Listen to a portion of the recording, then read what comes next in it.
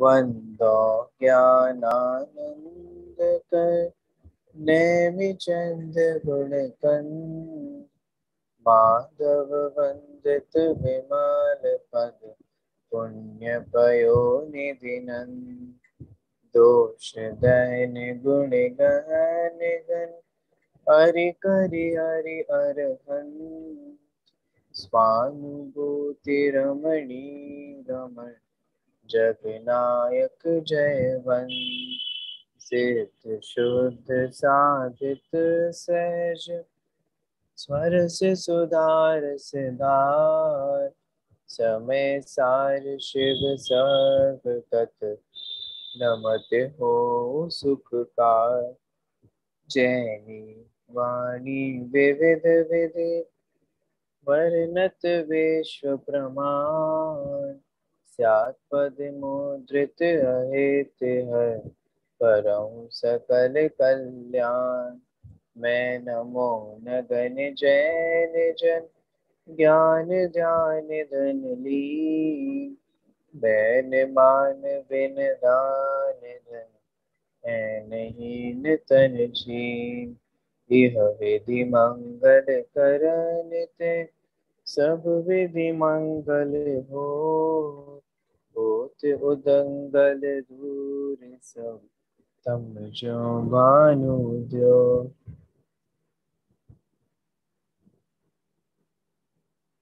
गुण स्थान विवेचन पहला अध्याय और सम्य ज्ञान चंद्रिका की पीठिका यहाँ पर चल रही है अपनी। और दो प्रश्न और उनके समाधान पूर्वक उत्तर जो है उनको अपन यहाँ समझ चुके हैं। तीसरे प्रश्न को भी यहाँ पर आपको समझाया गया था और उसका समाधान जो है, उसका उत्तर जो है वो हमारे को यहाँ पर पढ़ना है। आप लोग को विषय तो ख्याल में होगा कि हमारा मूल विषय किस प्रकार से चला आ रहा है। टोडरमल जी प्रारंभिक रूप से इसकी पीठिका लिख रहे हैं, प्रस्तावना लिख रहे हैं और उसमें अपनी लघुता प्रदर्शित कर रहे हैं। माने अपने आप को अल्प ज्ञानी बता रहे हैं, अपने आप की लघुता बता रहे हैं, है ना, जो वास्तव में एक सब बड़े विद्वान का गुण होता है। लेकिन अब यहाँ प्रश्नकर्ता उनसे ये कह रहा है कि आप खुद अपने मुंह से ये कह रहे हो कि ये ग्रंथ समुद्र तो बहुत विस्तृत अर्थ वाला है और इसके संपूर्ण अर्थ का प्रकाशन करने की सामर्थ्य तो बड़े बड़े ज्ञानियों में भी नहीं है, और उसको फिर आप कैसे कर पाओगे? अगर नहीं कर पाओगे तो फिर मत करो। तो इसका उत्तर टोडामल जी ने यहाँ पर दिया था कि जैसे कोई भी जीव, कोई भी भक्त भगवान के संपूर्ण गुणों का वर्णन कर सकता है क्या? नहीं कर सकता। तो फिर भी वो भक्ति के वश होकर के भगवान का वर्णन करता है कि नहीं करता है? करता है। ऐसे ही मैं भी यहाँ पर संपूर्ण अर्थ का प्रकाशन नहीं कर सकूंगा, लेकिन फिर भी अनुराग के वश होकर के मैं इस ग्रंथ की टीका लिख रहा हूँ।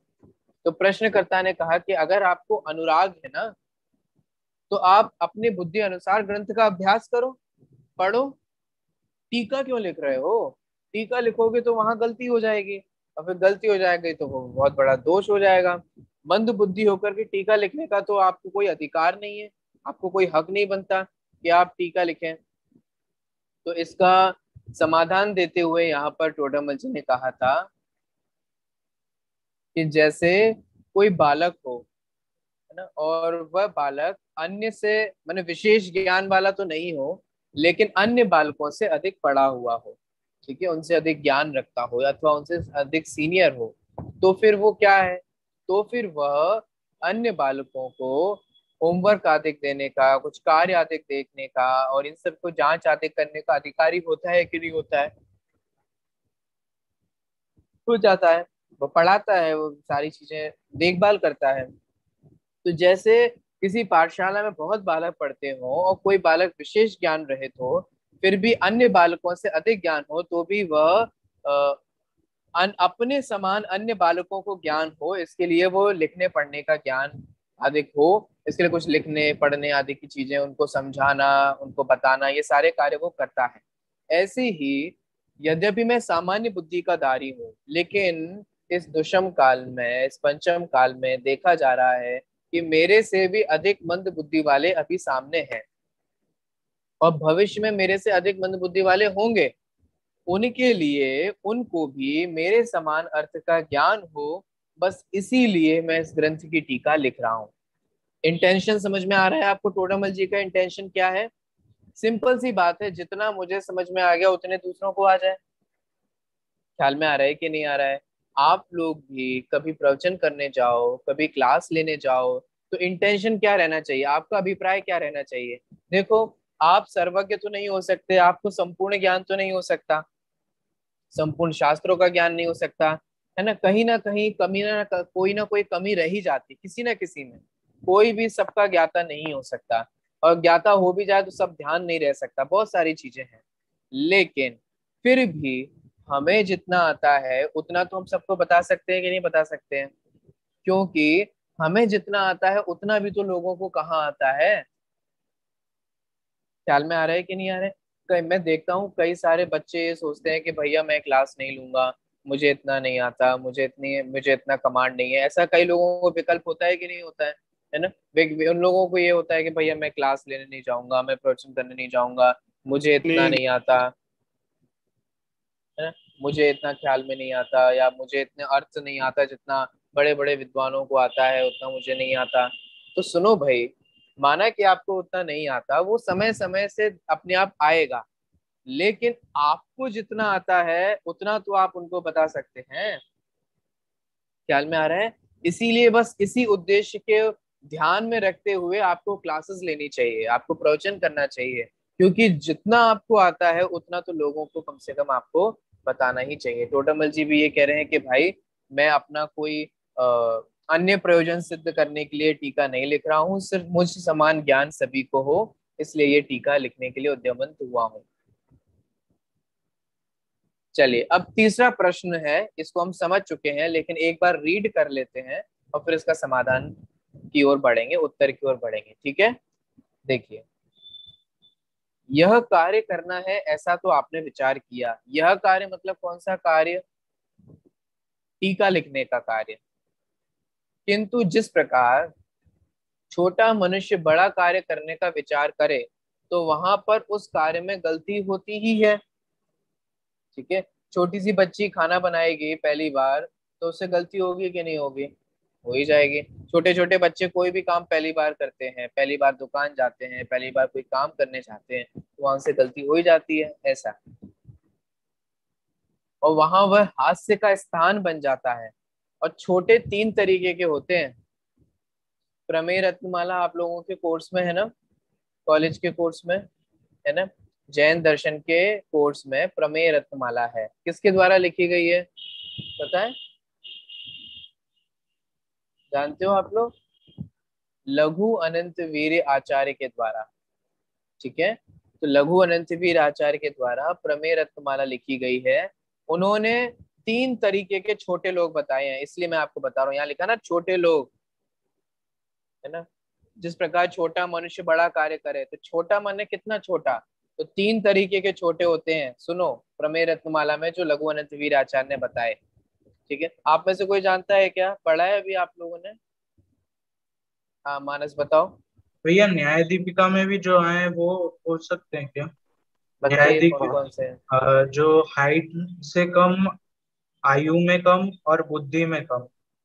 हाँ, ठीक है, बहुत अच्छे, सेम है, बिल्कुल सही बात है। तो न्याय दीपिका में भी ये बात कही गई है। संभवतः मुझे ऐसा लगता है कि न्याय दीपिका बाद की रचना है, एक बार फिर भी चेक कर लीजिएगा, और प्रमेय रत्नमाला पहले लिखी गई रचना है, क्योंकि हमें उसका संकलन मिलते हैं ना बहुत सारी चीजों का न्याय दीपिका में, अन्य अन्य ग्रंथों के, न्याय ग्रंथों का। चलिए, तो मैं आपसे ये कह रहा था कि न्याय दीपिका में भी और प्रमेय रत्नमाला में भी शुरू में ही जो अर्थ किया ना उन्होंने, प्रमाणात अर्थ संसिद्धि तदा भाषा विपर्य इति वक्ष्ये तयोर्लक्ष्म सिद्ध मल्पम लघीयसा। लघीयसा, लघी लघी माने लघु, लघु माने तीन तरीके के, एक आयु से जो छोटे हों, ठीक है, एक शरीर से जो छोटे हों, और एक ज्ञान से जो छोटे हों। तीन तरीके के छोटे लोग होते हैं, ठीक है? आयु से, शरीर से और ज्ञान से, ठीक है? यहाँ मुख्यतः ज्ञान से छोटे होने की बात कही जा रही है। देखिए, तो छोटा मनुष्य बड़ा कार्य करने का विचार करे तो वहां पर उस कार्य में गलती होती ही है, और वहां पर हास्य का स्थान बन जाता है। लोग फिर हंसने लगते हैं उसके ऊपर कि ये देखो बड़ा होशियार बन रहा था, ये देखो गिर पड़ा कि नहीं गिर पड़ा, देखो फेल हो गया कि नहीं हो गया, तो लोग हंसते हैं, हास्य का स्थान बन जाता है ऐसा। उसी प्रकार आप भी मंद बुद्धि वाले होकर इस ग्रंथ की टीका करने का विचार कर रहे हैं, तो गलती तो होगी, और वहां फिर आप हास्य का स्थान बन जाएंगे। मैंने सामने वाला ये कह रहा है, देखो भैया मैं तो आपके भले के लिए बोल रहा हूँ, है ना, आपकी भलाई के लिए बोल रहा हूँ। क्यों? क्योंकि क्योंकि ऐसा होता है कि अगर कोई अल्प बुद्धि वाला कोई बड़ा कार्य करता है तो गलती हो जाती है, और ये दुनिया ना बहुत जालिम है। छोटी सी भी गलती हो जाए तो उस गलती को पकड़ के आदमी के व्यक्तित्व को डुबो देती है, उसके व्यक्तित्व पर हंसी करती है। इसीलिए मैं चाहता हूँ कि आप ये टीका नहीं लिखो, क्योंकि आपसे गलती हो जाएगी और फिर दुनिया वाले आप पर हंसेंगे, है ना। चलिए उत्तर देखते हैं। उत्तर देखो, आप ध्यान दीजिएगा। टोडरमल जी अपनी लघुता प्रदर्शित करने के लिए स्वयं को मंद बुद्धि वाला कह रहे हैं। सामने वाला सच में उनको मंद बुद्धि मान ले रहा है, इसके बावजूद भी वो उसको क्लैरिफाई नहीं कर रहे हैं कि सुनो, मैं तो अपनी लघुता बताने के लिए मंद बुद्धि कह रहा था, तुम सच में मानने लग गए मेरे को। फिर भी वो उसको यही कह रहे हैं कि हाँ मैं मंद बुद्धि हूँ। मैंने आपको समझ में आ रहा है, वो क्लैरिफाई नहीं कर रहे, वो जस्टिफाई नहीं कर रहे कि मैं मंद बुद्धि नहीं, वो एक्सेप्ट कर रहे हैं। देखो उत्तर पढ़ते हैं। उत्तर, यह बात सत्य है कि मैं मंद बुद्धि होने पर भी ऐसे महान ग्रंथ की टीका करने का विचार कर रहा हूँ। टोडरमल जी की एक शैली है ये, मैं आपको बताता हूँ। जब आप मोक्षमा प्रकाशक पढ़ेंगे ना तब भी आप देखेंगे, टोडरमल जी कभी भी प्रश्नकर्ता के बात को मना नहीं करते। जैसे कोई कहता है ना कि भैया क्रियाकांड में धर्म है, तो पता है टोडरमल जी क्या कहेंगे? हाँ भाई, तुम जो कह रहे हो ना कि क्रियाकांड में धर्म है, तो वो व्यवहार से तो ऐसा ही है, परंतु अब जब परंतु वो कह देते हैं, तो उस परंतु कह करके वो उसकी सारी अपेक्षाओं को क्लियर करते हैं और फिर परमार्थ स्थिति भी बताते हैं। ये टोडामल जी की शैली है। शैली पकड़ में आ रही है? धीरे धीरे आप इन प्रश्नों में भी देखोगे, कभी भी वो सामने वाले की बात को डिनाई नहीं करते, फर्स्टली डिनाई नहीं करते, माने पहली बार में ही उसको ये नहीं बोल देते कि नहीं नहीं नहीं नहीं तुम गलत बोल रहे हो, तुम क्या जाना, उड़ो यहाँ से, है तो मैं अपने आप को लघुता बताने के लिए मंद बुद्धि वाला कह रहा हूँ, तुम सच में मान रहे हो, हटो यहाँ से, हटो, साइड में हो जाओ। ऐसा नहीं कह रहे हैं, वो उसको एक्सेप्ट कर रहे हैं। वो कह रहे हैं हाँ, बात तो ऐसी है, आप सही कह रहे हो कि मैं मंद बुद्धि वाला हूँ और इस ग्रंथ की टीका करने का विचार कर रहा हूँ। और सुनो, वहां भूल तो हो सकती है, इसको भी टोडरमल जी कह रहे हैं कि हाँ, कि इट मे बी पॉसिबल कि वहां कोई मिस्टेक हो जाए, कोई गलती हो जाए, किंतु सज्जन हाथ से नहीं करेंगे। ध्यान दे रहे हो क्या कह रहे हैं? कौन नहीं हंसेगा? सज्जन व्यक्ति, अच्छा व्यक्ति, भला मानुष, अच्छे इंसान जो होते हैं ना, वो हाथ से नहीं करेंगे। एक बात बताओ, अगर गलती ना हो जाए इस वजह से हम ग्रंथ ही नहीं लिखें, तो क्या समय सार ग्रंथ लिखा जाता? समय सार की प्रारंभिक गाथाओं में आचार्य कुंद कुंद कहते हैं कि चुक्केज छलम न घेतव्वम, है ना, जदि दाएज तम एयत वेहतम दाए हम अपनो सविह वेहण, जदि दाएज पमाणम चुक्केज छलम न घेतव्वम। सुनी सुनाई लग रही है गाथा? ऐसा तो नहीं लग रहा है कि पहली बार सुन रहे हो, है ना। चुक्केज, चुक्केज माने यदि मैं चूक जाऊं, कुंद कुंद आचार्य कहते हैं कि मैं अपने संपूर्ण वैभव से उस एकत्व विभक्त भगवान आत्मा को दिखाऊंगा। अगर मैं दिखाऊं तो तुम प्रमाण कर लेना, उसको स्वीकार कर लेना, ठीक है। और अगर कहीं मेरे से चूक हो जाती है तो छल ग्रहण नहीं करना। अर्थ ख्याल में आया? ये किसने कहा है? ये कुंद कुंद आचार्य ने कहा है, ठीक है, समय सार की पांचवी गाथा में, कि यदि मैं चूक जाऊं तो छल ग्रहण नहीं करना। अब एक बात बताओ, अब हम कुंद कुंद आचार्य से कहें कि कुंद कुंद आचार्य आप चूक जाओगे क्या? हाँ हाँ चूक सकता हूँ। चूक सकते हो तो फिर मत लिखो ग्रंथ। बात तो वही आ गई कि नहीं आ गई, सेम टू सेम। क्योंकि टोडामल जी से भी यही बात कही जा रही है कि अगर तुम्हारे से गलती हो जाएगी तो फिर लोग हंसेंगे, और गलती हो जाएगी तो फिर क्यों लिख रहे हो? अरे भाई, गलती होना तो मनुष्य का स्वभाव है। स्वभाव माने किस तरीके से स्वभाव है? इस तरीके से है भैया, क्योंकि अभी हम अल्प बुद्धि वाले हैं, अल्प ज्ञान वाले हैं, छद्मस्त हैं। हम तो पूरे अलर्ट होकर के उसको लिखेंगे, लेकिन बाई चांस कहीं कोई प्रमाद की वजह से, कहीं कुछ ख्याल में ना आए उसकी वजह से गलती हो जाए तो हो जाए। देखो सुनो, दुनिया वाले सब लोग हिसाब में ख्याल रखते हैं कि नहीं रखते हैं? दुकानदार रखते हैं ना। लेकिन फिर भी गलती हो जाती है कि नहीं हो जाती है? क्या वो बुद्धिपूर्वक गलती रखते करते हैं? जब वो हिसाब करते हैं, कैलकुलेट करते हैं, जोड़ते हैं, तब क्या ध्यान रखते हैं कि कोई उनसे गलती नहीं हो, और पूरा ध्यान रखते हैं कि नहीं रखते हैं? लेकिन फिर भी कभी कभार प्रमादवश, भवितव्यवश गलती हो जाती है कि नहीं हो जाती है? अच्छा, गलती हो जाती है तो दुकान बंद कर दो, दुकान ही मत खोलो। ये कोई ऑप्शन है? ये कोई सॉल्यूशन है? अगर गलती हो जाए तो वो काम ही करना बंद कर दो, ये कोई सॉल्यूशन नहीं है। सुनो, आप लोगों से भी मैं कह रहा हूँ, आप लोग प्रवचन करने जाओगे, क्लासेस लेने जाओगे, तो हो सकता है कि आपसे गलत भूल जाए। ख्याल में आ रहा है कि नहीं आ रहा है? लेकिन उस गलती की वजह से आप प्रवचन करना बंद कर दो, आप क्लास लेना बंद कर दो, ये कोई उचित मार्ग नहीं है। अगर यही मार्ग होता तो कुंद कुंद आचार्य समय सार नहीं लिखते। अगर यही मार्ग होता तो टोडामल जी ये टीका नहीं लिखते। ख्याल में आ रहा है कि नहीं आ रहा है? इसलिए अपनी मिस्टेक से कभी घबराइएगा नहीं। कोई बात नहीं, मिस्टेक है उसे सुधार लीजिए, कल सभा में बोल दीजिएगा कि मेरे से ये ऐसा बोल दिया गया था, वास्तव में इसको करेक्ट कर लीजिए, और इसकी ये विवक्षा है, इसकी ये अपेक्षा है, ऐसा इसका स्वरूप है। ख्याल में आ रहा है कि नहीं आ रहा है? गलतियों की वजह से कभी पीछे नहीं हटना। ठीक है? अगर आपको गोष्ठी में बोलने का मौका मिल रहा है तो बोलो, गलती हो जाएगी तो हो जाएगी। इंग्लिश में बोलने का मौका मिल रहा है तो बोलो, नहीं भैया हमारे से इंग्लिश में कुछ इधर उधर हो जाए, अरे हो जाएगा तो हो जाएगा, कर लेंगे सही, बाद में कर लेंगे, सीख जाएंगे अपनी गलतियों से। लेकिन गलती हो जाए इस वजह से करें ही नहीं, तो ये कोई अच्छी बात नहीं है। सब लोग हंसेंगे ऐसा भी नहीं होता है, सुनो, हमेशा सब लोग नहीं हंसते। Point to be noted. अगर हमसे गलती हो जाती है तो हमेशा सब लोग नहीं हंसते, कुछ ही लोग हंसते हैं। और यहाँ तो टोडामल जी ने कह दिया ना, मैं मानता हूं मैं मंदबुद्धि हूँ, मैं ये भी मानता हूँ कि मेरे से गलती हो सकती है, लेकिन मैं ये भी मानता हूँ कि सज्जन लोग जो है ना वो नहीं हंसेंगे। जो अच्छे लोग होंगे ना वो नहीं हंसेंगे। क्यों नहीं हंसेंगे? तो सुनो, अब एग्जाम्पल से समझा रहे हैं, पेज नंबर 11।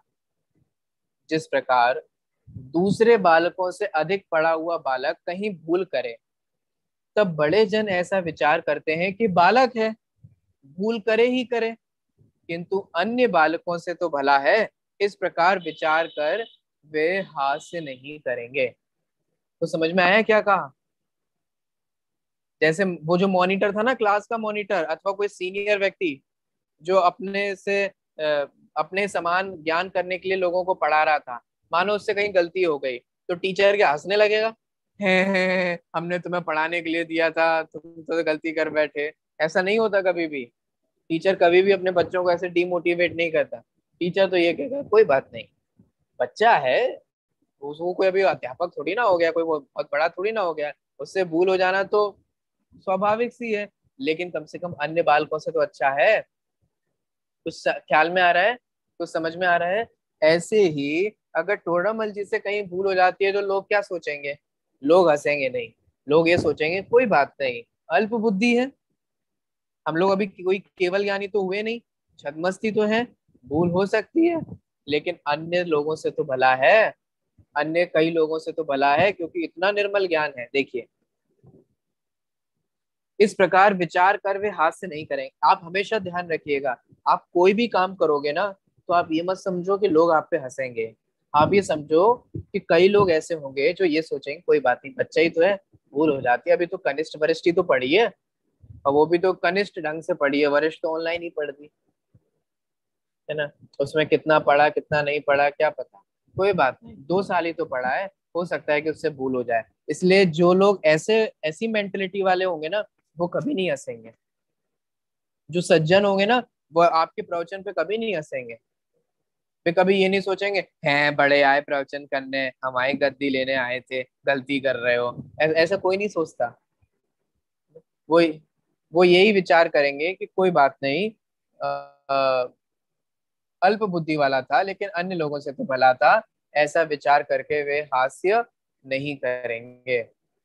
देखिए, उसी प्रकार मैं यहाँ कहीं भूल जाऊं तो वहां सज्जन पुरुष ऐसा विचार करेंगे कि वह मंद बुद्धि था। वह माने कौन? वह माने कौन? कौन बताएगा आप में से?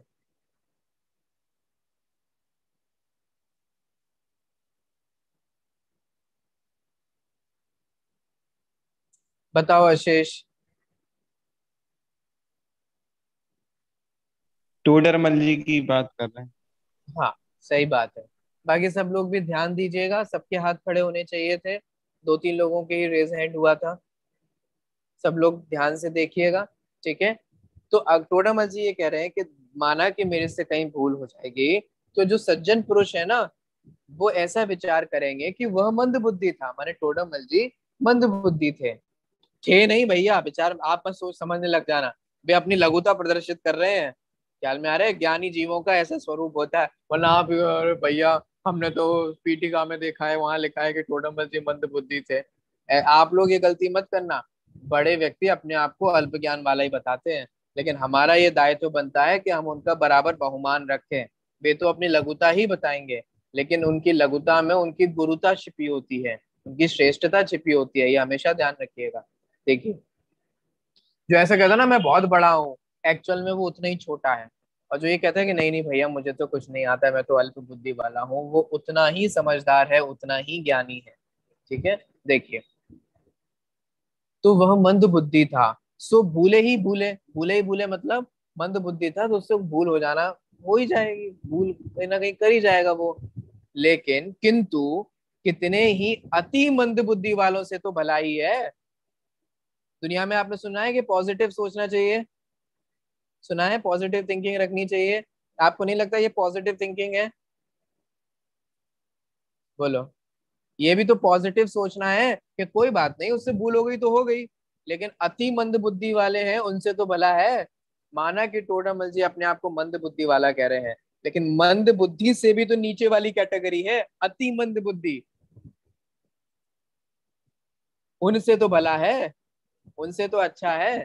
तो वो ऐसा विचार करेंगे। किंतु कितने ही अति मंद बुद्धि वालों से तो भला ही है, ऐसा विचार कर हास्य नहीं करेंगे। ऐसे लोग जब वे ऐसा विचार करेंगे कि अति मंद बुद्धि वालों से भला है, तो वो मेरे ऊपर नहीं हंसेंगे। समझ में आ गया आप लोगों को? यहाँ जो अभी कन्वर्सेशन चल रही है ना गुरु और शिष्य की, या प्रश्न और उत्तर के माध्यम से, इसी प्रकार की सेम चर्चा आपको सुदृष्टि तरंगिणी में भी देखने को मिलेगी। नाम सुना है आपने इस ग्रंथ का? नहीं सुना है ना?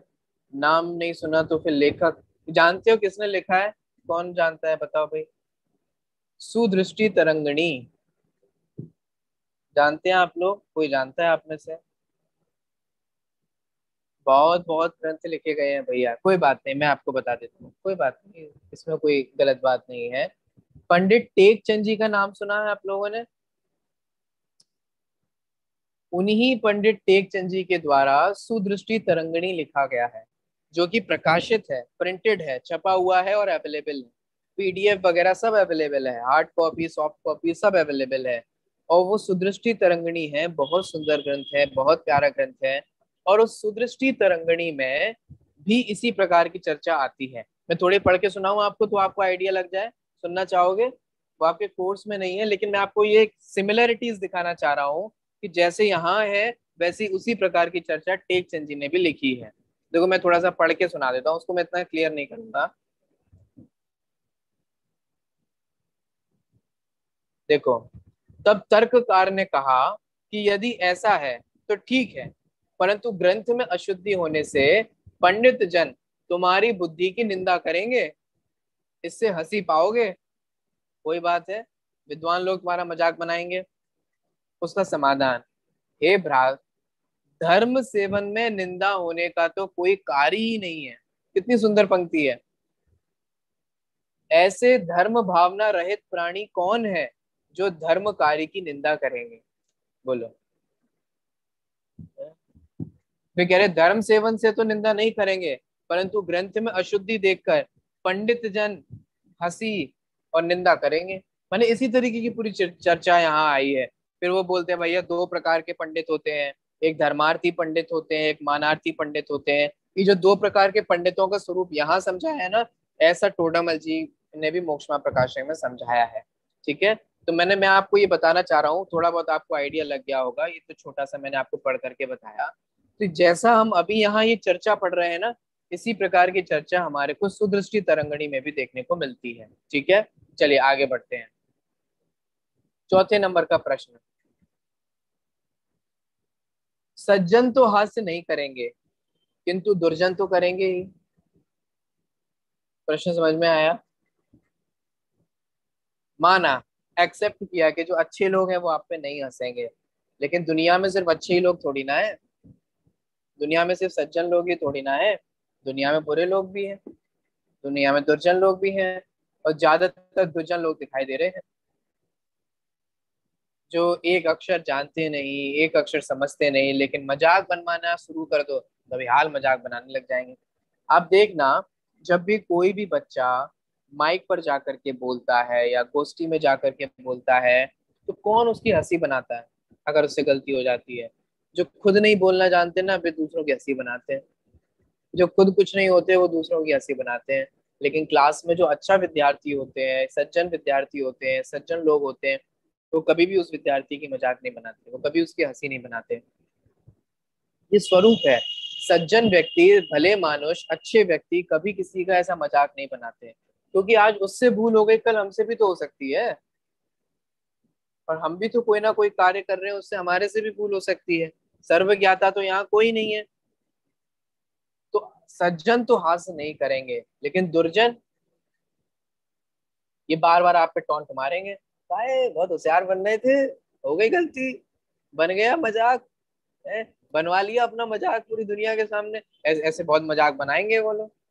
और फिर आप बस में जाओगे, कॉलेज में जाओगे, और वो एक अक्षर आपसे कुछ का कुछ निकल जाएगा, वही बार बार आपको बोलते बोलते आपको चिढ़ा देंगे, निकनेम रख देंगे, ऐसा करने लग जाएंगे। ये कौन होते हैं? ये दुर्जन लोग होते हैं। सज्जन लोग कभी ऐसा काम नहीं करते। अगर आप में से कोई ऐसा करता हो तो भैया समझ जाओ कि आप किस नेचर वाले हो। यहाँ तो कह रहे हैं सज्जन तो हास्य नहीं करेंगे लेकिन दुर्जन तो करेंगे। तो सुनो, दुर्जनों का कितना सुंदर बढ़िया उत्तर है, माने बहुत फेवरेट उत्तर है, और आपको बहुत दुनिया में काम में आने वाला है। देखो क्या कह रहे हैं उत्तर, दुष्ट तो ऐसे ही होते हैं जिनके हृदय में दूसरों के निर्दोष और भले गुण भी विपरीत रूप ही भासते हैं, किंतु उनके भय से जिसमें अपना हित हो ऐसे कार्य को कौन नहीं करेगा। इतना सुंदर है, मैंने आप चाहो तो इसे अब सामने इसको लिख करके अपने रख लो। जब आपको डर है, अक्सर लोगों को ये डर लगता है कि क्या कहेंगे लोग, क्या कहेंगे लोग, क्या कहेंगे लोग, लगता है कि नहीं, क्या लगता है? दुनिया में कहते हैं सबसे बड़ा रोग क्या कहेंगे लोग, है ना। बहुत लगता है ना कि दूसरे क्या सोचेंगे। सुनो, अगर दूसरा सज्जन होगा ना तो आपके बारे में बुरा नहीं सोचेगा, और दूसरा अगर दुर्जन होगा तो आप कितना भी अच्छा कर लोगे वो आपके बारे में कैसा सोचेगा? बुरा ही बुरा सोचेगा। क्यों क्यों ऐसा क्यों सोचेगा? क्योंकि टोडामल जी यहाँ कह रहे हैं ना कि दुष्टों का तो नेचर ही यही होता है। कैसा नेचर होता है? दुष्टों का स्वभाव ये होता है कि वे दूसरों के निर्मल गुण भी कैसे कर देते हैं, किसमें कन्वर्ट कर देते हैं? दोष रूप में बताते हैं। दोष रूप में बताने का मतलब समझते हैं? एक मिनट रुकिए। दोष रूप बताने का मतलब होता है कि अगर आप जैसे मान लीजिए आप थोड़े कम बोलने वाले है ना, आपका नेचर मान लो कम बोलने का है, तो पता है क्या कहेंगे? हैं ये तो कुछ बोलता ही नहीं है, डब्बू है? ऐसा कुछ ना कुछ बोलते रहेंगे। और मान लो कि अगर आपका नेचर थोड़ा एक्टिव है, बोलने बोलने का है, हैं ये तो बोलते ही रहते, बोलते ही रहते, बोलते रहते, चुप ही नहीं होते। अब बताओ क्या करोगे आप, बोलोगे नहीं? अगर आप एक्टिव हो तो कहेंगे देखो ये कितना फुदक फुदक के हर चीज में अपनी टांग अड़ाते हैं, हर चीज में कैसे फुदक फुदक करके आ जाते हैं। और अगर आप मान लो एक्टिव नहीं हो, ये तो कुछ करते ही नहीं है, ऐसे ही बैठे रहते हैं निठल्ले से, क्या करोगे बोलो? दूसरा व्यक्ति आप कुछ करोगे, माने आप कुछ भी करो, आप मान लो कक्षा लोगे तो कहेंगे बताओ अपना पंडिताई दिखाने के लिए कक्षा ले रहे हैं। और कक्षा नहीं लोगे तो बताओ शास्त्री हो गए, शास्त्री होकर कक्षा भी नहीं ले रहे, क्या करोगे बोलो? आप कितना भी अच्छा काम कर लो, आप कभी भी पूरी दुनिया को संतुष्ट और खुश नहीं कर सकते, ये से अंडरलाइन कर लो अपने दिमाग में। आप ये सोचो कि मैं कोई ऐसा काम करूं जिससे पूरी दुनिया खुश रहे, तो ऐसा कोई काम ही नहीं है, ऐसा कोई काम नहीं है। ऐसा कोई व्यक्ति नहीं है जिसकी आलोचना नहीं होती हो, ऐसा कोई व्यक्ति नहीं है जिसकी बुराई नहीं होती हो, ऐसा कोई व्यक्ति नहीं है जिससे लोग चिढ़ते नहीं हो, ऐसा कोई काम नहीं है जिसकी लोगों ने निंदा नहीं की हो। लोग अच्छे कामों की भी निंदा करते हैं, लोग बुरे कामों की भी निंदा करते हैं, आप बताओ क्या करो? लोगों के वजह से जिसमें अपना भला हो वो करना छोड़ दोगे? आप शास्त्री बन गए तो लोग कहेंगे बताओ शास्त्री बन गए। आप इंजीनियर बन जाते, इंजीनियर बन गए, अब क्या करोगे बोलो? अरे भैया अपना जिसमें है तो वो काम करो, लोगों के कहने पे मत चलो। लोग तो क्या है, लोग तो कहते रहेंगे, है ना? जितने लोग हैं उतने मुंह हैं, उतनी बातें होंगी। इसीलिए कभी भी इस बात से अपनी चीज का आकलन नहीं करना चाहिए, या अपने बात को चेंज नहीं करना चाहिए कि लोग क्या कह रहे हैं अथवा लोग क्या सोच रहे हैं। क्योंकि यहाँ टोडामल जी कह रहे हैं दुष्ट लोग तो ऐसे ही होते हैं कि जो दूसरों के अच्छी चीज भी किस में देखते हैं, बुरे रूप से देखते हैं।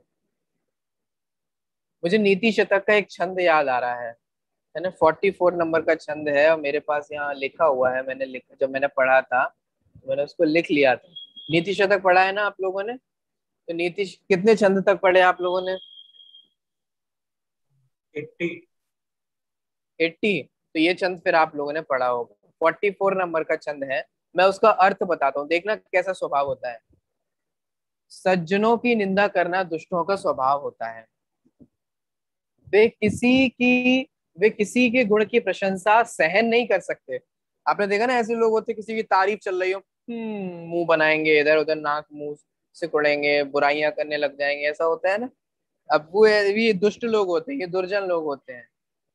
सुनो, अगर कोई व्यक्ति, अब सुनना, वे लज्जाशील व्यक्ति को मूर्ख बताते हैं। कोई अगर शाही नेचर वाला हो तो क्या कह देंगे, है मूर्ख है, ढोर है, डब्बू सा है, कुछ काम नाम तो है नहीं, है ना, ऐसा। कोई व्रतों से पवित्र व्यक्ति को पाखंडी बता देते हैं, होता है कि नहीं होता है? कोई संयमी हो, ब्रह्मचर्य लिया हो तो हम क्रियाकांड क्रियाकांड क्रियाकांड, ये क्या है? ये कोई अच्छी बात है? अगर कोई व्यक्ति संयम का पालन कर रहा हो तो हम उसको क्रियाकांड है, उसमें थोड़ी ना धर्म है, ये क्या है?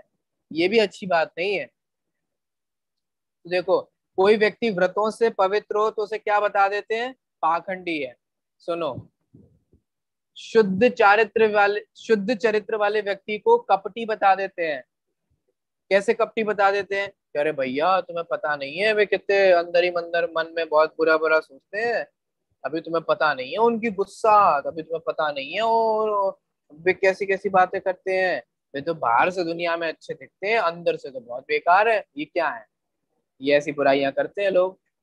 सुनो भैया, और देखो, वे वीर योद्धा में निर्दयता, अगर कोई योद्धा वीर हो तो क्या बताएंगे, देखो कितना निर्दयी राजा है, कितने लोगों को मार दिया, है ना। और सुनो, मुनि में बुद्धिहीनता, अगर कोई मुनिराज बन जाए तो कहेंगे बुद्धिहीन है क्या? क्यों? क्योंकि मौनम मूर्खस्य पूछनम वाली बात याद है ना।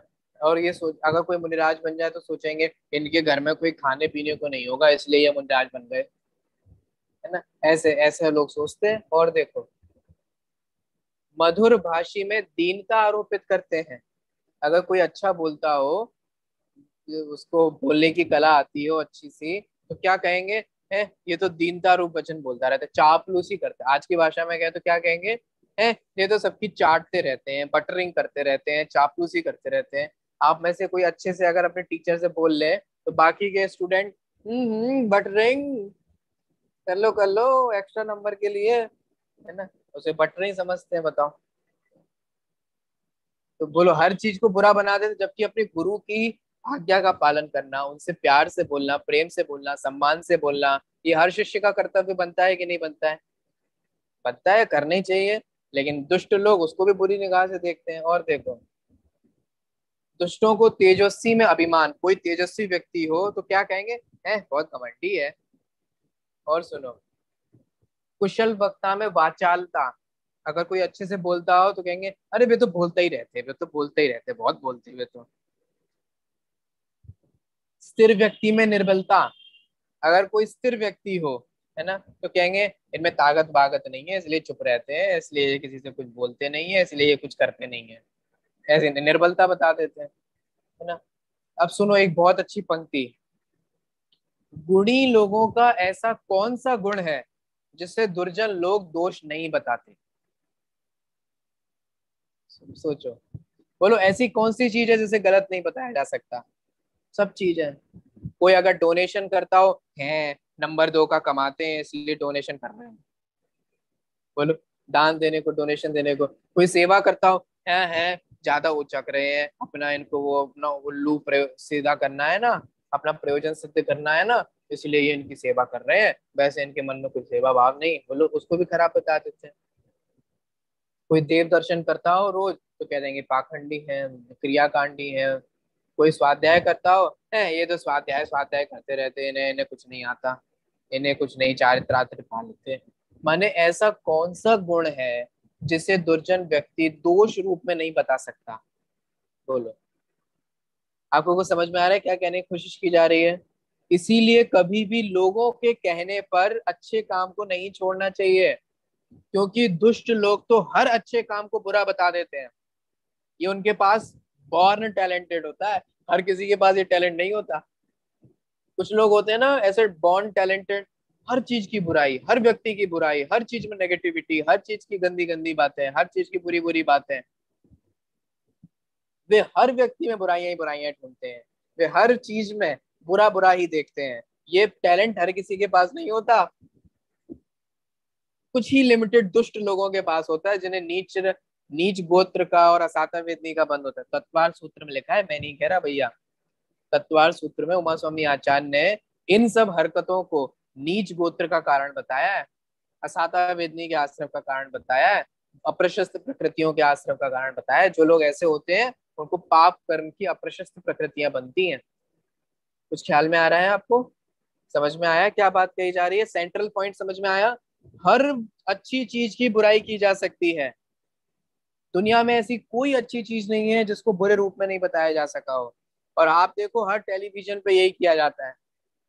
आज की मीडिया आपको न्यूज चैनल में खोल के देख लो, तो जिस नेता को वो पसंद करते हैं उसकी बुरी चीज को भी अच्छाई में बताते हैं, और जिस नेता को पसंद नहीं करते उसकी अच्छी चीज भी बुरी रूप में बताते हैं।